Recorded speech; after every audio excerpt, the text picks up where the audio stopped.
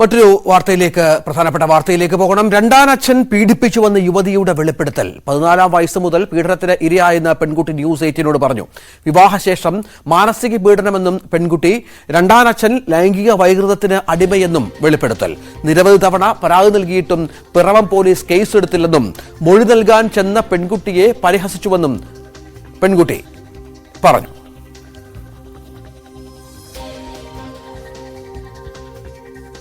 ഇത്രയും അധികം പീഡനങ്ങൾ ഉണ്ടായി, അതിനനുസരിച്ച് നിങ്ങളുടെ മാനസികാവസ്ഥയ്ക്ക് പ്രശ്നങ്ങൾ ഉണ്ടാകുന്നു.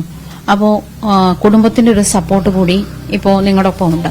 എന്തായാലും ഈ രണ്ടാനച്ഛനെതിരെയുള്ള പരാതികളൊന്നും മുന്നോട്ട് പോയ സാഹചര്യമില്ല. അദ്ദേഹം വീണ്ടും വീണ്ടും ഭീഷണിപ്പെടുത്തിക്കൊണ്ടിരിക്കുന്ന സാഹചര്യമാണ്. എന്താണ് നിങ്ങൾക്ക് ആവശ്യപ്പെടാനുള്ളത്? എന്താണ് നിങ്ങളുടെ പരാതി? എനിക്ക് പറയാനുള്ളത്, എനിക്ക് എന്തായാലും നീതി കിട്ടണം. കാരണം അയാളിൽ നിന്ന് ഞാൻ കുറെ അനുഭവിച്ചു, ചെറുപ്പത്തിലെ അനുഭവിച്ചു, ഇപ്പോഴും അനുഭവിച്ചുകൊണ്ടിരിക്കുന്നു. കെട്ടിക്കഴിഞ്ഞിട്ടും വെറുതെ വിടുന്നില്ല. എന്നിട്ട് ചേട്ടനെ ഒരു ദിവസം വിളിച്ചിട്ട് ഒരു ഡയലോഗ് പറയാ, ഞാൻ കൊത്താനിരുന്നല്ലേ നീ കൊത്തിക്കൊണ്ടുപോയെന്നും പറഞ്ഞ് കുറെ ഡയലോഗ് അടിക്കുന്നു. അത് കഴിഞ്ഞ് ഇയാള് കുറെ സെക്ഷലായിട്ട് സംസാരിക്കാൻ തുടങ്ങുന്നു, കുറെ വാക്കുകളൊക്കെ പറയുന്നു. ഇയാളെ എന്തായാലും പിടിക്കണം. അയാള് അന്ന് എങ്ങനെ ഇറങ്ങി എന്നൊന്നും എനിക്കറിയില്ല. അയാള് ശിക്ഷ അനുഭവിച്ചോന്നൊന്നും അറിയില്ല. അമ്മച്ചി പറയണത് പൈസ കെട്ടിവെച്ചിട്ട് ഇറക്കിയെന്നാ പറയണത്. പക്ഷെ എന്റെ താല്പര്യം എന്ന് പറഞ്ഞിട്ടുണ്ടെങ്കിൽ ഇയാൾക്കൊരു ശിക്ഷ കൊടുക്കണം എന്നുള്ളൊരു ഇതാണ് എനിക്ക് താഴ്മയോടെ പറയാം. അന്ന് ആരാണ് പരാതി കൊടുത്തത്? അന്ന് പരാതി കൊടുത്തത് ഞാനാണ്. ഞാനും ഹോസ്റ്റലിലെ സിസ്റ്ററും കൂടിയിട്ടാണ്. സിസ്റ്റർ ഒരു വക്കീലായിരുന്നു, കാക്കനാട് ചിൽഡ്രൻസ് ഹോമിലെ വക്കീലായിരുന്നു. ഞാനും സിസ്റ്ററും കൂടിയും പോയി ഒരു കോടതിയിൽ പോയി. അവര് അപ്രവശ്യം നിപ്പുണ്ടായിരുന്നു, ഞാൻ ഇപ്രവശ്യം നിന്നു. അമ്മ കൈകാട്ടി പറയുന്നുണ്ട്, ഇയാളെ കുറിച്ച് മാറ്റിപ്പറ എന്ന് കൈകാട്ടി കാണിക്കുന്നുണ്ട്. പക്ഷെ ഞാനത് ശ്രദ്ധിച്ചിട്ടും എന്നോട് പറഞ്ഞു, നീ നിന്റെ രീതിയിലായിട്ട് പറഞ്ഞാൽ മതി എന്ന് പറഞ്ഞു. ഞാൻ എന്റെ രീതിയിലായിട്ട് പറഞ്ഞു.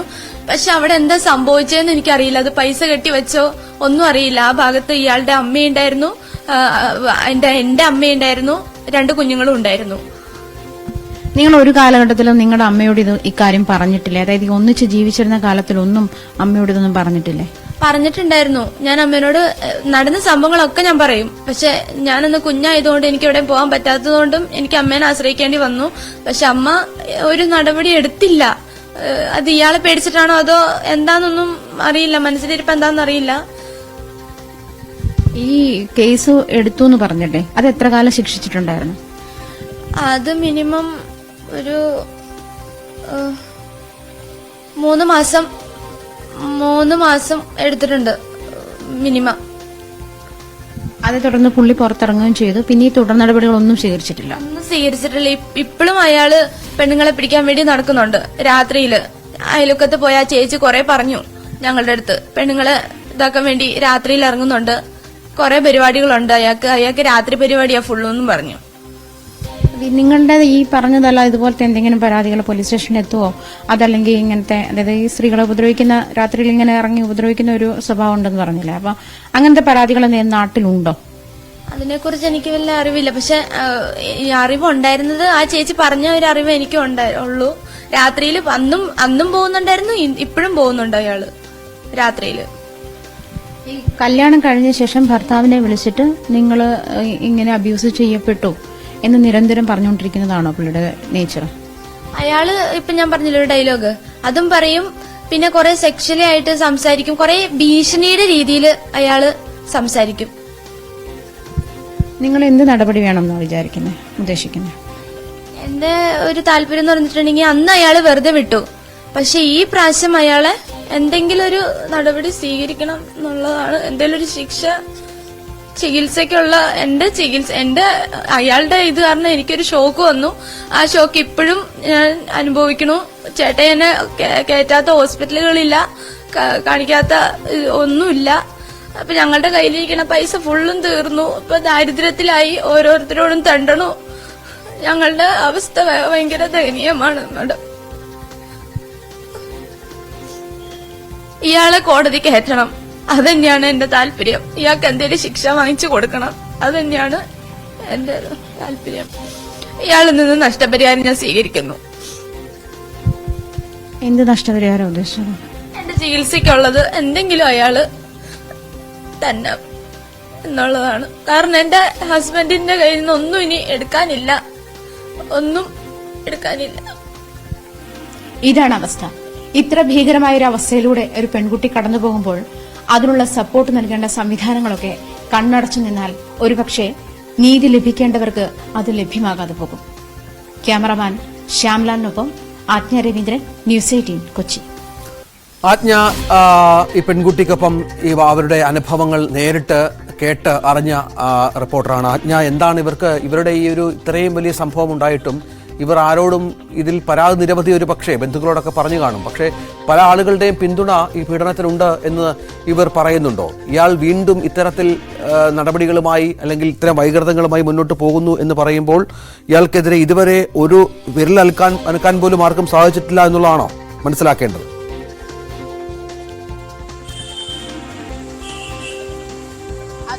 കാരണം ഈ പെൺകുട്ടി ബോർഡർ ലൈൻ സിൻഡ്രം സ്ഥിരീകരിച്ചു കഴിഞ്ഞു. കാരണം ഇത്തരത്തിലൊരു 14 വയസ്സ് മുതൽ ശാരീരിക പീഡനങ്ങൾ, അതിക്രൂരമായ തരത്തിൽ ഈ ലൈംഗിക വൈകൃതത്തിന് അടിമയായ ഒരാളിൽ നിന്നും അതിക്രൂരമായ തരത്തിൽ, അതും അച്ഛൻ്റെ സ്ഥാനത്തുള്ള ഒരാളുടെ നിന്നും അതിക്രൂരമായ തരത്തിലുള്ള ലൈംഗിക പീഡനത്തിന് ഇരയാക്കുന്നു. ആ ഒരു സാഹചര്യത്തിൽ പോലും ഇത് അമ്മ അറിഞ്ഞ ശേഷം അമ്മ ആ കുട്ടിയെ അനാഥാലയത്തിലേക്ക് മാറ്റുന്നു. എന്നിരുന്നാൽ പോലും ഇയാൾക്ക് വേണ്ട ശിക്ഷ വാങ്ങിക്കൊടുക്കാൻ അമ്മ തയ്യാറാകുന്നില്ല. അമ്മ തന്നെ, അതായത് അനാഥാലയത്തിൽ നിന്നും അവിടുത്തെ ഒരു അഡ്വക്കേറ്റായ സിസ്റ്ററാണ് ഇതിന് മുൻകൈയെടുത്ത് പോലീസ് സ്റ്റേഷനിലും കോടതിയിലും ഇതുമായി ബന്ധപ്പെട്ട് ഈ പെൺകുട്ടിക്കൊപ്പം പോയിരുന്നത്. അവരാണ് ഇതിന് കൃത്യമായ ഗൈഡ് ലൈൻ കൊടുത്തിരുന്നത്. ആ സമയത്താണ് അയാൾക്കൊരു 3 മാസം ശിക്ഷ മാത്രമാണ് പോക്സോ കേസ് രജിസ്റ്റർ ചെയ്തിട്ട് പോലും ലഭിച്ചിട്ടുള്ളത്. പക്ഷേ ഇപ്പോഴും ഈ പെൺകുട്ടി, അതിനുശേഷം ഈ പെൺകുട്ടിക്ക് ഒരാൾ ജീവിതം നൽകുന്നു. ഇതൊക്കെ അറിഞ്ഞുകൊണ്ട് തന്നെ ഒരാൾ ജീവിതം നൽകുന്നു. പക്ഷേ തുടർന്നുണ്ടായ സംഭവവികാസങ്ങളാണ് ഈ കുടുംബത്തെ അങ്ങേയറ്റം അവതാളത്തിലെത്തിച്ചിരിക്കുന്നത്. ഇവരുടെ ഒരു ജീവിതം തന്നെ താളം തെറ്റിച്ചിരിക്കുന്നത് എന്ന് വേണം പറയാൻ. ഇവരുടെ ഭർത്താവിനെ ഈ രണ്ടാനച്ഛൻ നിരന്തരം ഫോണിൽ ബന്ധപ്പെടുകയും ഇത്തരത്തിൽ ലൈംഗിക വൈകൃതങ്ങളോട് കൂടിയുള്ള സംഭാഷണം ഇയാളുമായി പങ്കുവെക്കുകയും അതല്ലെങ്കിൽ ഇയാളെ നിരന്തരം ഇത്തരത്തിൽ ശല്യപ്പെടുത്തുകയും ഇവന്റെ ഭാര്യയുമായി തനിക്ക് ഇത്തരത്തിലുള്ള ബന്ധമുണ്ടായിരുന്നു എന്ന് നിരന്തരം ഇയാളെ ബുദ്ധിമുട്ടുകയും ചെയ്ത ഒരു സാഹചര്യത്തിൽ എന്തായാലും അങ്ങേയറ്റം മാനസിക ബുദ്ധിമുട്ടിലാണ് ഈ ദമ്പതികൾ ഇപ്പോൾ ഉള്ളത്. ഈ കുടുംബം തന്നെ ശരിക്കും ഇദ്ദേഹത്തിന്റെ അമ്മയുണ്ട്, ഭർത്താവിന്റെ അമ്മയുണ്ട്, ഭർത്താവുണ്ട്, ഈ പെൺകുട്ടിയുണ്ട്.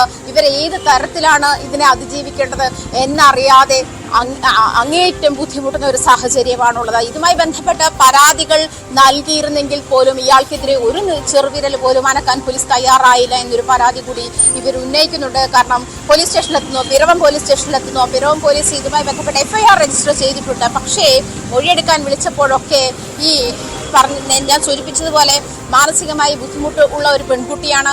അതിന് നിരവധി കൗൺസിലിംഗ് നടത്തുന്നു, നിരവധി മെഡിക്കേഷൻ എടുക്കുന്നുണ്ട്.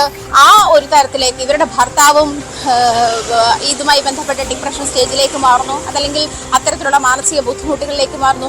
അമ്മ, ഫാമിലിക്കും ഇത്തരം മുൻപ് ട്രാജഡികൾ ഉണ്ടായ ഫാമിലിയാണ്, കുടുംബമാണ്. ഇദ്ദേഹത്തിന്റെ സിസ്റ്റർ ആണെങ്കിൽ അദ്ദേഹത്തെ മണ്ണെണ്ണ ഒഴിച്ചു തീ കൊളുത്തി മരിക്കുന്ന ഒരു സാഹചര്യം, അതുപോലെ അച്ഛനെ മുൻപാരോ കൊലപ്പെടുത്തിയ ഒരു സാഹചര്യമുണ്ട്. ഇങ്ങനത്തെ ഒരു അങ്ങേയറ്റം ട്രോമയിലായിരിക്കുന്ന ഒരു ഫാമിലിയാണ് ഇപ്പോൾ നമുക്ക് മുന്നിൽ ഇങ്ങനൊരു ആവശ്യവുമായി വന്നിരിക്കുന്നത്. മാത്രമല്ല ഇതിനുശേഷം ഇവർ നിരവധി തവണ ആത്മഹത്യക്ക് ശ്രമിക്കുകയും ഫേസ്ബുക്ക് ലൈവ് ഇടുകയൊക്കെ ചെയ്തു. അതിനുശേഷമാണ് നമ്മളുമായി ബന്ധപ്പെടുകയുണ്ടായത്. എന്തായാലും ഇവർക്ക് നീതി കിട്ടണം എന്നൊരാവശ്യമായി തന്നെയാണ് ഈ ഒരു ഭർത്താവ് തന്റെ ഭാര്യയ്ക്ക് സംഭവിച്ച ഭർത്താവ് ഈ പെൺകുട്ടിയുടെ ഭർത്താവും ന്യൂസ് 18 സംസാരിച്ചിരുന്നു. വാക്കുകളിലേക്ക്. ഞാൻ വിവാഹം കഴിച്ചിട്ട് ഇപ്പോ 1.5 കൊല്ലമാവുന്നു. ഞാൻ വിവാഹത്തിന് മുമ്പ് ഇവരുടെ അമ്മ എന്റെ അമ്മയായി മോട്ടറെ വെച്ച് പരിചയപ്പെടുന്നു.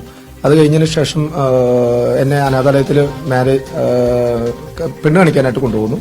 അവിടെ കൊണ്ടുപോയി, അത് കൊണ്ടുപോയ ശേഷം അവിടുത്തെ അനാഥാലയത്തിൽ വിളിച്ചുകൊണ്ട് വന്ന് ഈ കുട്ടിയുടെ വീട്ടിൽ നിർത്തുമ്പോൾ ഈ കുട്ടി എന്നെ ഫോണിൽ വിളിക്കുമായിരുന്നു. അന്നേരം ഫോണിൽ വിളിച്ച് എൻ്റെ അടുത്ത് പറഞ്ഞു, ഈ കുട്ടി ഉപദ്രവിക്കപ്പെടുന്നു എന്ന് മാത്രം പറഞ്ഞു.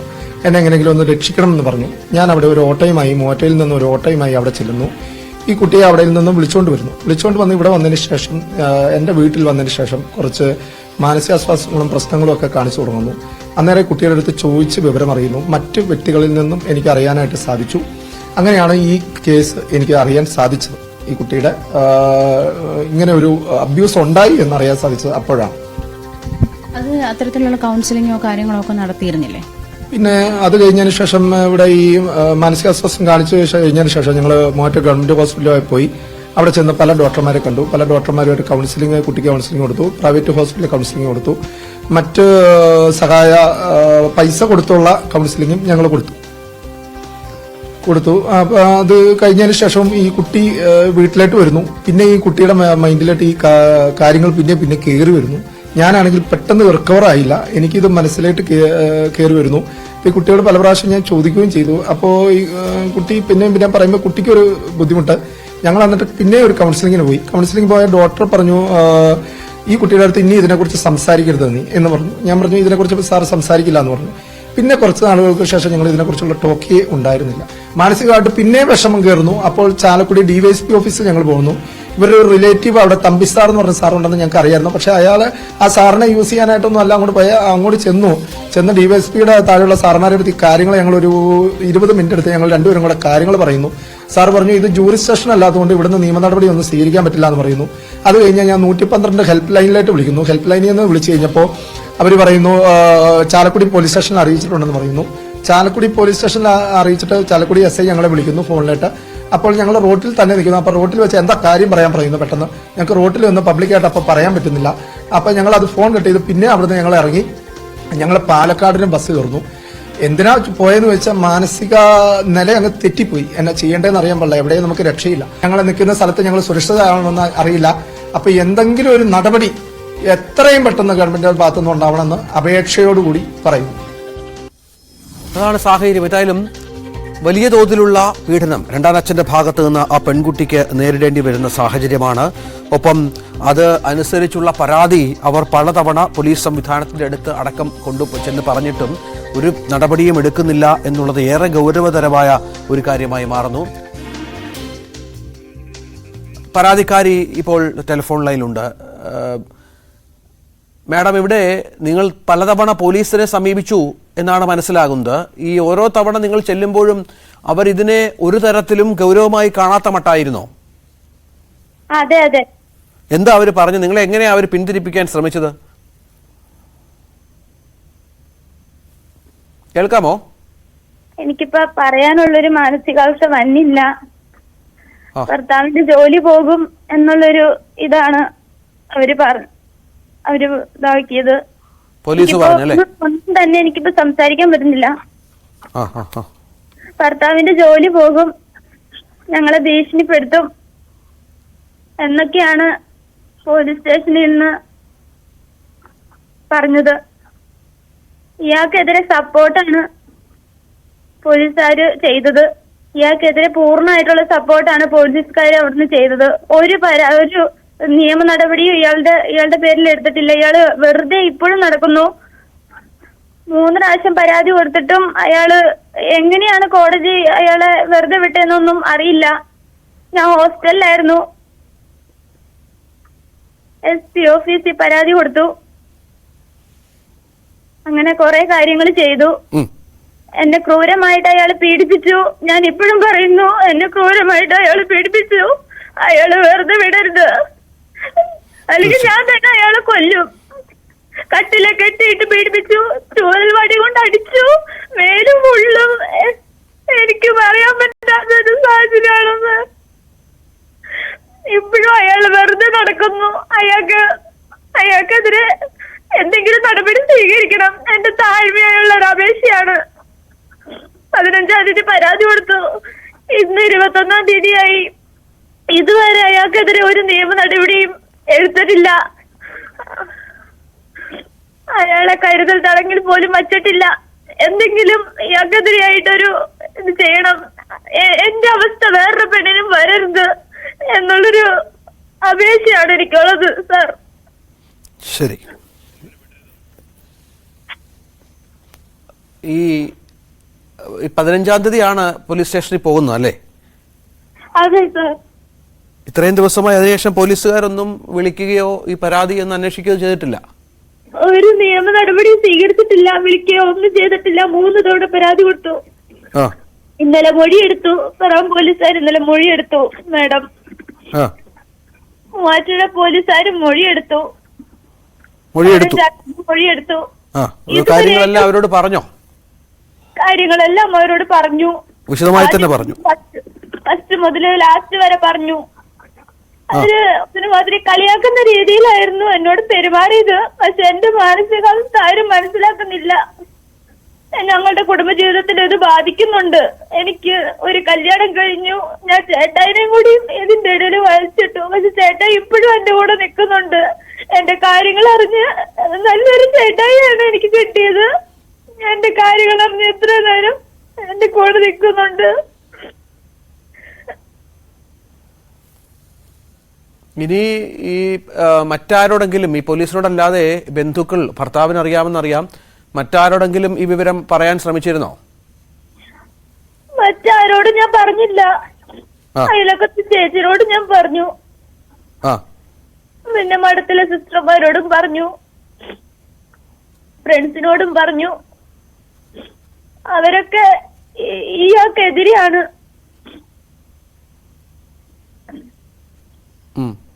ഇയാൾ നേരത്തെ ഒരു പോക്സോ കേസിലൊക്കെ പ്രതിയാ അല്ലേ?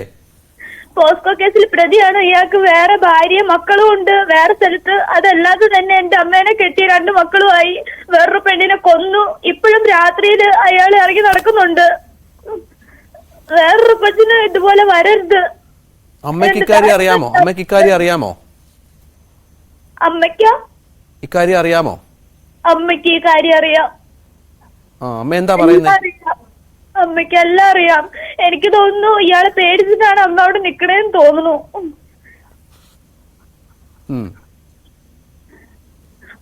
ഇയാള് അമ്മയുള്ളപ്പോഴാണ് പല പ്രാവശ്യം എന്നെ പീഡിപ്പിച്ചത്. ഞാൻ അമ്മേനോട് പറയുന്നുണ്ടായിരുന്നു. പക്ഷെ ഞാൻ അന്ന് കുഞ്ഞായിരുന്നു. എനിക്ക് ഇയാളെ നേരിടാനുള്ളൊരു അവസ്ഥയല്ലായിരുന്നു. എന്റെ കൂടെ നിൽക്കാൻ ആരും ഇല്ലായിരുന്നു.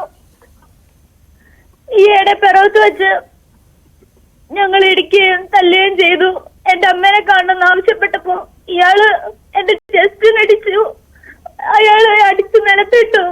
എന്റെ ഹസ്ബൻഡിനെ നേരിടാൻ നോക്കി. എന്നിട്ട് ചേട്ടായി ഞങ്ങൾ രണ്ടുപേരും അവിടുന്ന് കരഞ്ഞോണ്ട് ഇറങ്ങി പോന്നു. ഈ അമ്മയുമായിട്ട് ഒത്തിരി നാളായോ സംസാരിച്ചിട്ട്? അമ്മ 3ാം ക്ലാസ്സിൽ കൊണ്ടുവിട്ടതാ. ഫാഷൻ ഡിസൈൻ വരെ പഠിച്ചു.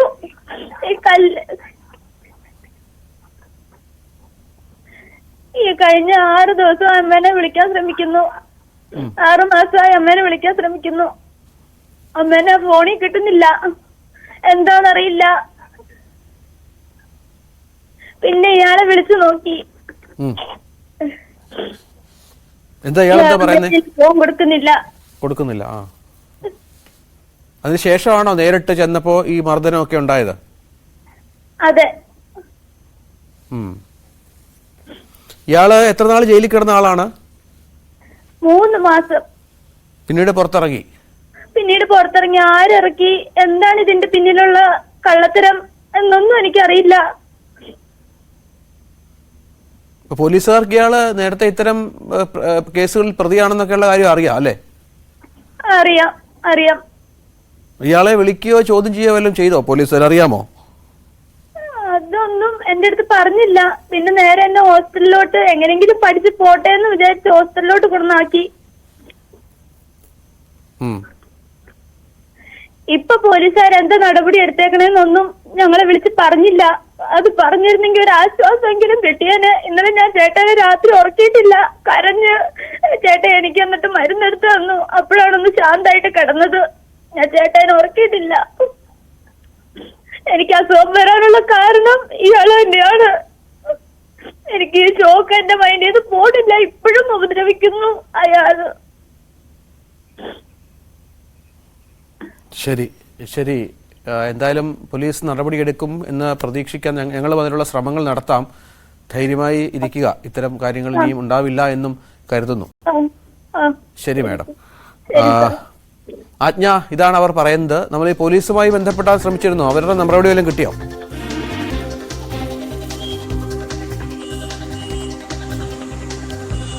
രഞ്ജിത്ത്, ഞാൻ പിറവം പോലീസ് സ്റ്റേഷനിലായിരുന്നു ഇവര് ആദ്യം പരാതി നൽകിയിരുന്നത്. പിറവം പോലീസ് സ്റ്റേഷനിൽ നിന്നാണ് കഴിഞ്ഞ ദിവസം എന്നോട് പറഞ്ഞത് മൊഴിയെടുക്കുന്നുണ്ട്, മൊഴിയെടുക്കാൻ അവരെ വിളിച്ചിട്ടുണ്ട്. അപ്പം ഞാനിങ്ങനെ ചോദിച്ചു, സാർ ഇത് 3-4 തവണ അവർ പരാതി നൽകിയിട്ടുണ്ടായിരുന്നു, പക്ഷേ ഇത്തരം കാര്യത്തിൽ ഇതുവരെയും നടപടി ഉണ്ടായിരുന്നില്ല എന്നുള്ള കാര്യത്തിൽ. പക്ഷെ അതിന് വ്യക്തമായൊരു മറുപടി പറയുകയോ അല്ലെങ്കിൽ കേസ് ഏതാണെന്ന് ഞങ്ങൾക്ക് മനസ്സിലായില്ല എന്നുള്ള രീതിയിലൊക്കെ ആയിരുന്നു പോലീസിന്റെ പ്രതികരണം. അതിനുശേഷമാണ് ഞാൻ സ്പെസിഫിക് ആയിട്ട് പറഞ്ഞത്. കഴിഞ്ഞ ദിവസം അവർ ഫേസ്ബുക്ക് ലൈവ് ഇട്ടിരുന്നു. അതിനുശേഷമാണ് ആളുടെ പേര് ഇന്നതല്ലേ എന്നോട് ചോദിക്കുന്നത്. അതിലാണ് ഞങ്ങൾ മൊഴിയെടുക്കാൻ തീരുമാനിച്ചിട്ടുള്ളത്. അവരെ വിളിച്ചിട്ടുണ്ട്, മൊഴിയെടുക്കാൻ വേണ്ടിയിട്ട് വിളിച്ചിട്ടുണ്ട് എന്നുള്ള കാര്യം മാത്രമാണ്. പക്ഷേ 15-ാം തീയതി നൽകിയ പരാതി എന്ന് പറയുന്നത് ഇന്ന് 20, ഇന്നലെ 19-ാം തീയതിയാണ് വിളിക്കുന്നത്. 15-ാം തീയതി നൽകിയതെന്ന് പരാതി, നിരന്തരം നൽകിയ പരാതിയിലെ അവസാനത്തെ പരാതിയാണ്. അതിലൊന്നും മറുപടി അല്ലെങ്കിൽ മുൻപ് ഈ പെൺകുട്ടിയെ വിളിക്കുമ്പോഴും അല്ലെങ്കിൽ ഞാൻ നേരത്തെ സൂചിപ്പിച്ചല്ലോ, ഇതിന് ബോർഡർ ലൈൻ സിൻഡ്രോം റെക്കഗ്നൈസ് ചെയ്ത ഒരു ലേഡിയാണ്.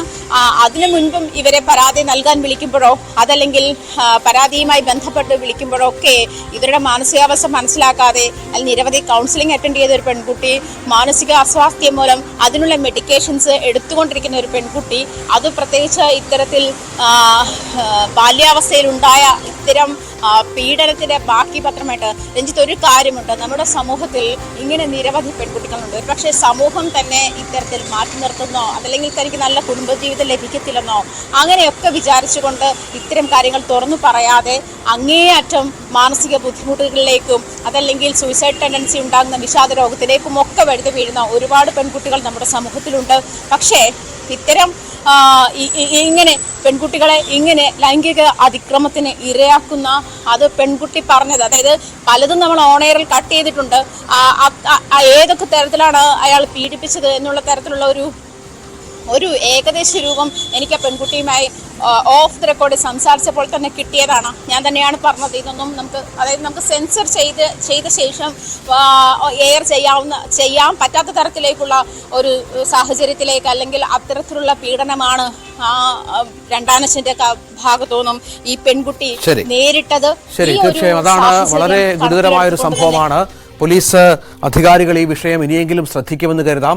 ആ പെൺകുട്ടിക്ക് നീതി കിട്ടണം. ഇത്തരം സംഭവങ്ങൾ ആവർത്തിക്കാതിരിക്കാനുള്ള കരുതലും വേണം. ആജ്ഞയാണ് വിവരങ്ങൾ പങ്കുവച്ചത്.